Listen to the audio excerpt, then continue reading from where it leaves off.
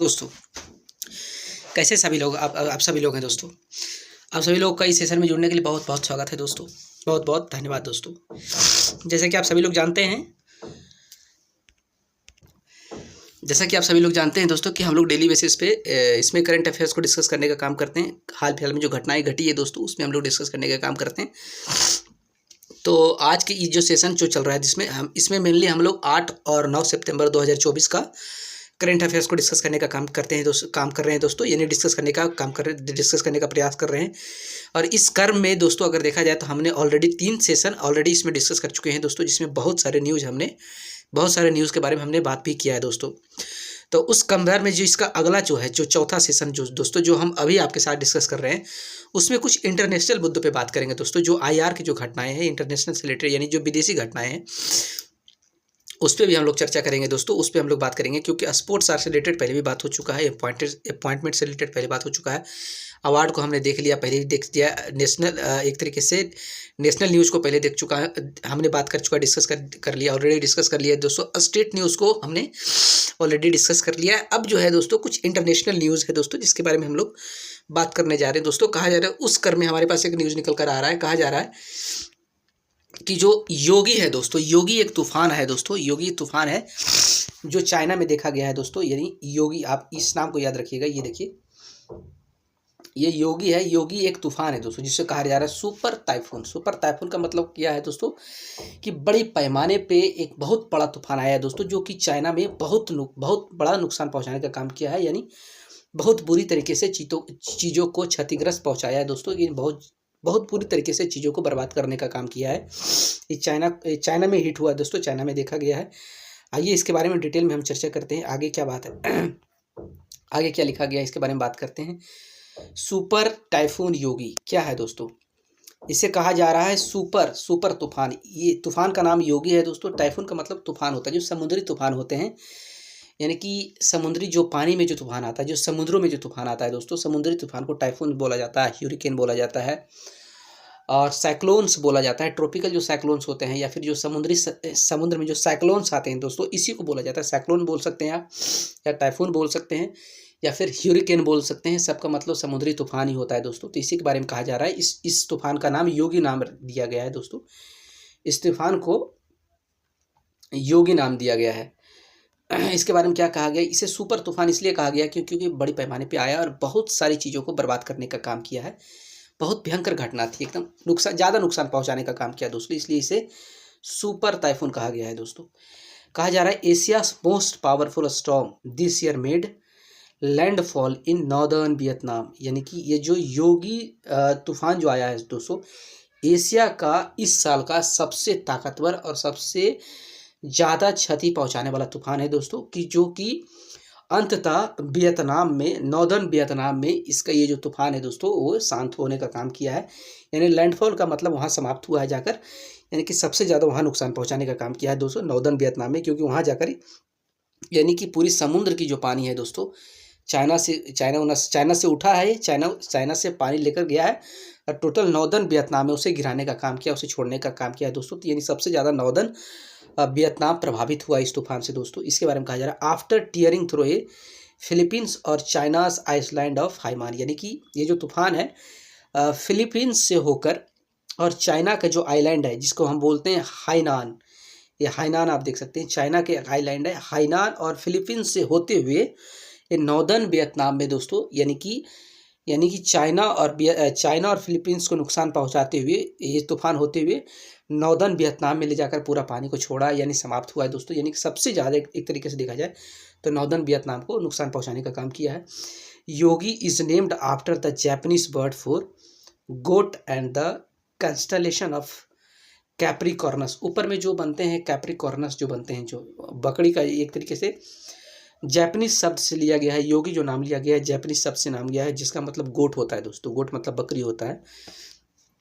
And the constellation of Capricorn, आप आसमान में रात में जब सोते होंगे तो इस तारे का देखे होंगे ना, कि यहाँ पे देखो हाथी बन रहा है, यहाँ घोड़ा बन रहा है, यहाँ इस प्रकार से जो आकाश में जो एक तरीके से कैप्रिकॉर्नस बनते हैं, कैस्टलेशन जो बनते हैं, कैप्रिकॉर्नस का कैंटलेशन तैयार होता है दोस्तों, उसके बेसिस पे कहा गया है। लास्ट सप्ताह की बात करें तो typhoon Shanshan slammed into southern western Japan में the strongest storm to hit the country in decades. यानी कि लास्ट सप्ताह अगर देखा जाए तो सानसान टाइफून यानी सानसान समुद्री तूफान भी जापान में देखा गया है दोस्तों, जो कि पिछले 10 सालों में सबसे खतरनाक और सबसे मजबूत और सबसे ज़्यादा नुकसान पहुंचाने वाला तूफान था दोस्तों। आगे क्या कहा गया आप इसको देख सकते हैं। तूफान योगी हिट्स साउदर्न चाइना। यह स्टॉर्म पाथ का देखिए कहाँ से कहाँ निकल गया है। ये मनीला से होकर देखिए फिलीपींस से ये गया है दोस्तों। इसकी शुरुआत कहाँ से हुई है, आप अगर एक नज़र डालेंगे तो ये फिलीपींस से होते हुए इसको हम इधर साइड कर देते हैं दोस्तों। इसको हम साइड में लेकर चले जाते हैं। ये देखिए फिलीपींस, ये जो स्टॉर्म है जो दोस्तों, ये देखिए फिलीपींस से होते हुए यहाँ से होते हुए हांगकांग, ये देखिए हाइनन ये आइलैंड है, चाइना का एरिया है दोस्तों। ये wind list 60 kilometre per hour के रफ्तार से इतना तेज 60-90 kilometre per hour 120 kilometre per hour, ये स्पीड आप देख सकते हैं कि कितना खतरनाक था दोस्तों। और ये हाइनान से होते हुए एक तरीके से देखा जाए तो ये वियतनाम, यानी वियतनाम के ये एरिया है दोस्तों। ये एरिया इधर आकर समाप्त हुआ है दोस्तों, यानी वियतनाम में ख़त्म होने का काम किया है। ऐसे आया है दोस्तों, इस तरीके से ऐसे आया है, ऐसे आकर ये पूरा यहाँ नुकसान पहुँचाने का काम किया है दोस्तों लास्ट में। यानी यहाँ से उठा है, ऐसे आया, ऐसे आप देख सकते हैं। मैप में आप आसानी से इस चीज़ों को प्रिडिक्ट कर सकते हैं, तब चीज़ें आपको बहुत आसानी से समझ में आएगा दोस्तों। आगे क्या कहा गया है आप इसमें नज़र डाल सकते हैं। क्लाइमेट, अब ये जो तूफान आया दोस्तों, ये जो तूफान आया है, कहा जा रहा है कि इसका जो मुख्य कारण है दोस्तों वो क्लाइमेट में जो बदलाव आते हैं, क्लाइमेट में जो चेंजेज आते हैं दोस्तों, उसके वजह से आया है। Climate change is making typhoon stronger and the more frequent. This is because, ऐसा क्यों होता है कि जो warmer ocean waters and the atmosphere leads to more energy and moisture which can cause higher wind speeds and more intense rainfall होता है दोस्तों। यानी कि जो क्लाइमेट में बदलाव आने के कारण दोस्तों, यानी कि जो गर्म हवाएं चलती है, यानी जो गर्म ओशियन का जो कहने का मतलब कि जो समुद्र का जो पानी होता है दोस्तों, जब गर्मी ज़्यादा पड़ता है तो ज़्यादा गर्मी पड़ने से क्या होता है, जो समुद्र के पानी होते हैं दोस्तों वो इवोपरेट होते हैं। समुद्र का पानी क्या होते हैं, इवोपरेट होकर उड़ते हैं दोस्तों, जिसके कारण क्या होता है कि नीचे जो होता है हाई प्रेशर बेल्ट बनाने का काम करता है दोस्तों, क्रिएट करने का काम करता है, जिसके कारण क्या होता है कि एटमॉस्फेयर में ज़्यादा एनर्जी और मॉइस्चर आता है दोस्तों। और जो हाई प्रेशर ज़्यादा बनने के कारण क्या होता है कि समुद्र में हवाएं बहुत तेज़ चलती है दोस्तों। तो इस तेज हवाओं के कारण ही दोस्तों एक तरीके से देखा जाए तो समुद्र में इतने भयानक तूफानें देखने को मिलती है दोस्तों। इसका मेन कारण है जो क्लाइमेट चेंज होता है। क्लाइमेट चेंज के कारण क्या होता है, कभी ज़्यादा गर्मी पड़ती है, ज़्यादा गर्मी से क्या होता है दोस्तों कि जो समुद्र के पानी होते हैं ज़्यादा इवोपरेट होते हैं, ज़्यादा इवोपरेट होने से क्या होता है हाई प्रेशर बेल्ट बनता है दोस्तों, जिसके कारण हवाएं बहुत तेज़ चलती है। और हवाएं बहुत तेज़ चलने से क्या होता है, इतने खतरनाक और इतने बड़े बड़े समुद्री तूफान आपको देखने को मिलता है, जो पानी को एक जगह से उठाकर दूसरी जगह लेकर जाता है दोस्तों, जो कि बहुत नुकसान पहुँचाता है उस जगह को। आगे देखते हैं आगे क्या कहा जा रहा है। अगला करंट अफेयर्स में आप देख सकते हैं दोस्तों, कहा जा रहा है कि न्यू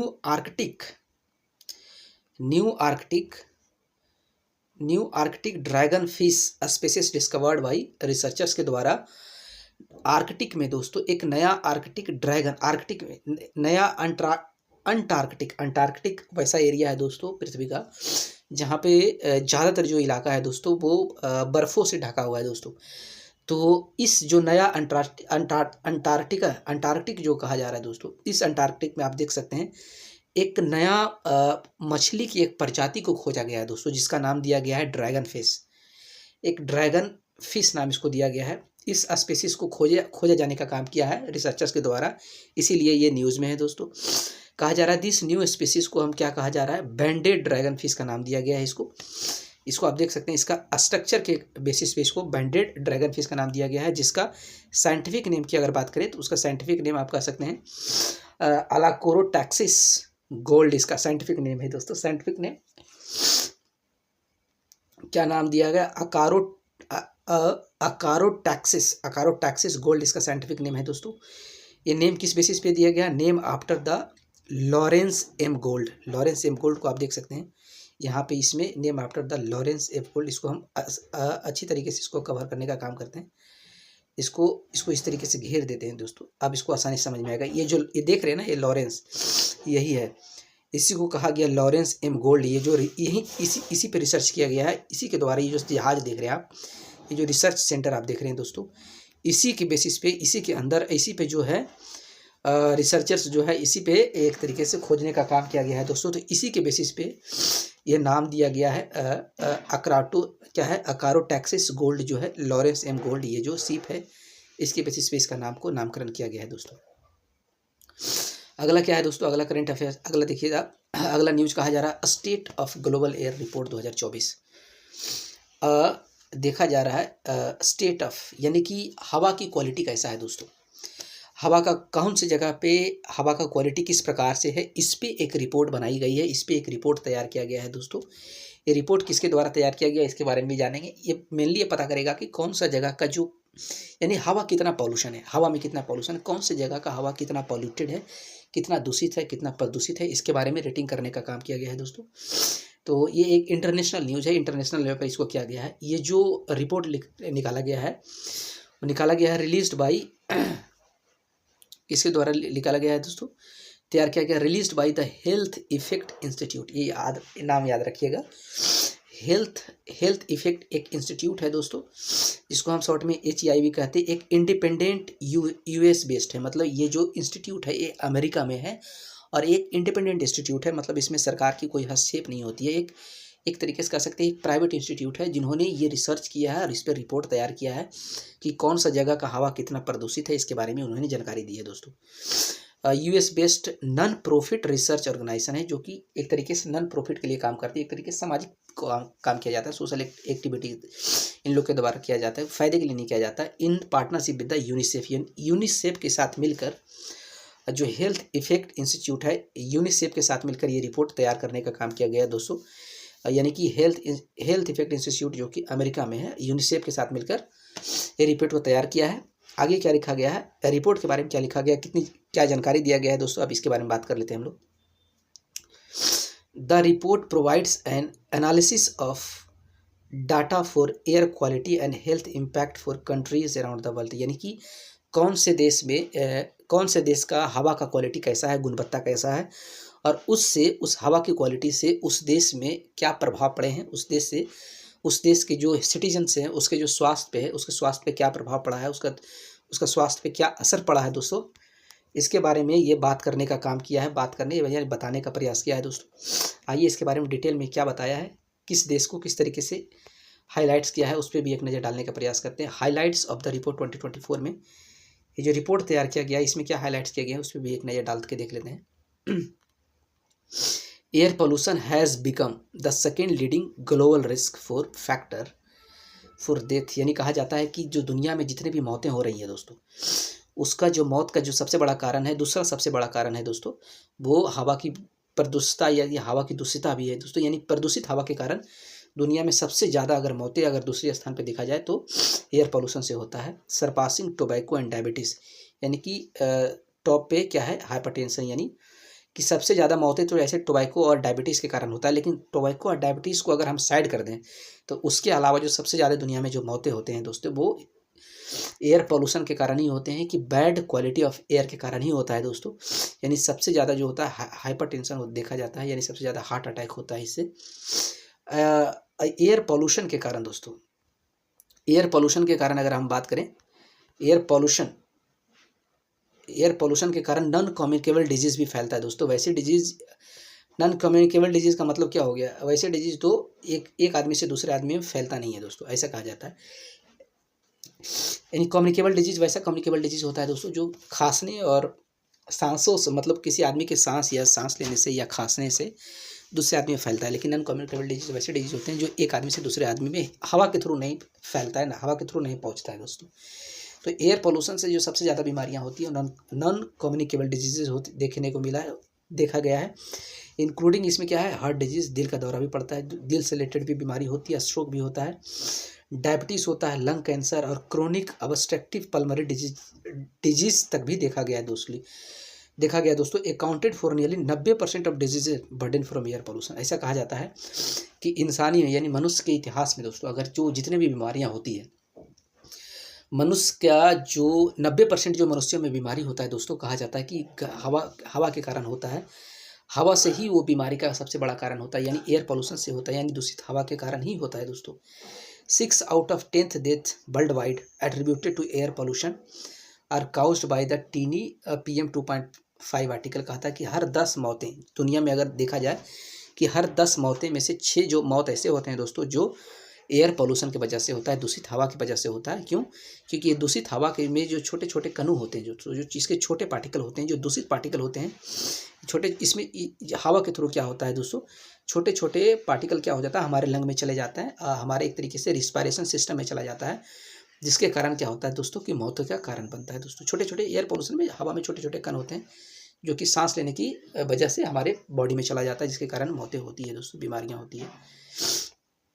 और इस पर क्या डेटा कहा गया है, कहा जा रहा है कि China, India and China together, अगर ये दोनों की बात करें दोस्तों तो India and China together accounts 54% of the total global disease but due to air pollution. In 2021 के डेटा के अनुसार अगर हम बात करें तो पूरी दुनिया में जो एयर पोल्यूशन की वजह से जो बीमारियां हुआ है लोगों में, एयर पोल्यूशन की वजह से जो लोगों में, पूरी दुनिया में जो लोगों में बीमारी हुआ है दोस्तों, उसमें इंडिया और चाइना अकेले 54% है।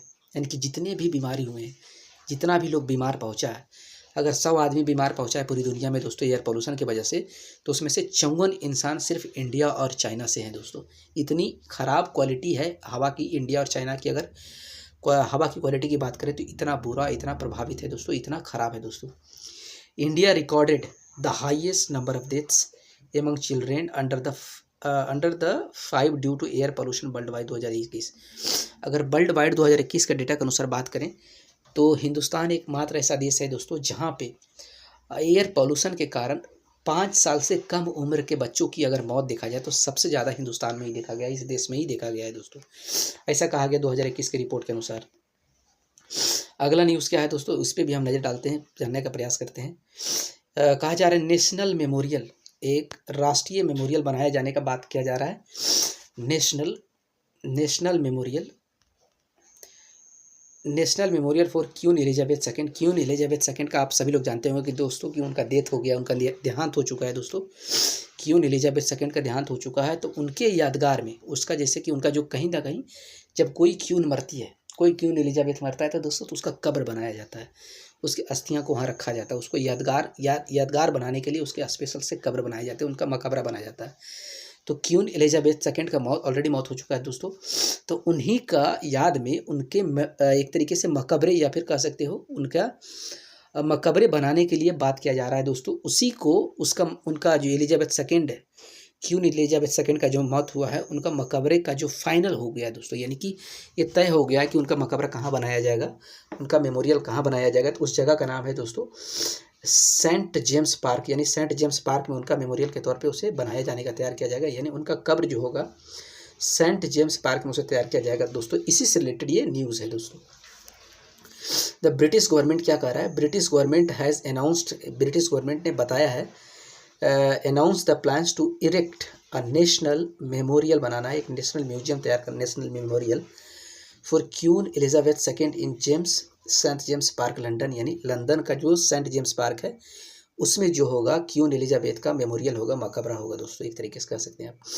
The final design is expected to be unveiled in 2026 में, यानी कि ब्रिटिश सरकार ने कहा है कि जो फाइनल इनका ये जो मेमोरियल बनाया जाएगा, इसका डिज़ाइन किस प्रकार का होगा, किस तरीके से इसको डिज़ाइन किया जाएगा, अभी तो सिर्फ जगह तय हुआ है दोस्तों कि इनका जो मेमोरियल होगा सेंट जेम्स पार्क में होगा, लेकिन किस तरीके से बनाया जाएगा, उसका क्या डिज़ाइन होगा, उसका डिज़ाइन को इन लोगों के द्वारा कहा जा रहा है कि 2026 में वो रिवील कर दिया जाएगा, लोगों को बता दिया जाएगा। Coinciding with the what would have been Queen Elizabeth second's 100th birthday, कैसा होगा उसके बारे में भी बात किया जाएगा दोस्तों। तो आप ये देख सकते हैं, न्यूज़ यही था कि क्वीन एलिजाबेथ सेकंड जो जिनका देहांत हुआ है, उनका मेमोरियल लोकेशन अनाउंस्ड हो गया, कहाँ बनाया जाएगा, यही खास न्यूज़ था। इसके अलावा इसमें कुछ था नहीं दोस्तों। तो उम्मीद करते हैं, अब इसमें है दोस्तों रिवीजन क्वेश्चंस है, जो अगले सेशन में हम आप इसके बारे में बात करेंगे, इसको डिस्कस करेंगे। आज के सेशन में हमने जितने भी पढ़ाया, जितने भी समझाने का प्रयास किया, जितनी भी चीज़ें हमने बताने का प्रयास किया दोस्तों, उससे रिलेटेड जो क्वेश्चन है, जो सवाल है, उसको हम लोग डिस्कस करने का काम करेंगे, वो अगले लेसन में करेंगे दोस्तों। उम्मीद करते हैं आप सभी को चीज़ें अच्छे से समझ में आया होगा, और ये सेशन जो है दोस्तों बहुत इन्फॉर्मेटिव लगा होगा, बहुत फ़ायदेमंद होगा आप सभी लोग के लिए दोस्तों। तो बाकी चीज़ों के लिए आप अगले सेशन में हमारे साथ जुड़ सकते हैं, जिसमें आज के जितना भी क्वेश्चन कराया उसका हम रिवीजन करेंगे उस सेशन में दोस्तों। तब तक आप हमारे साथ जुड़ने के लिए बहुत बहुत धन्यवाद दोस्तों, आप सभी।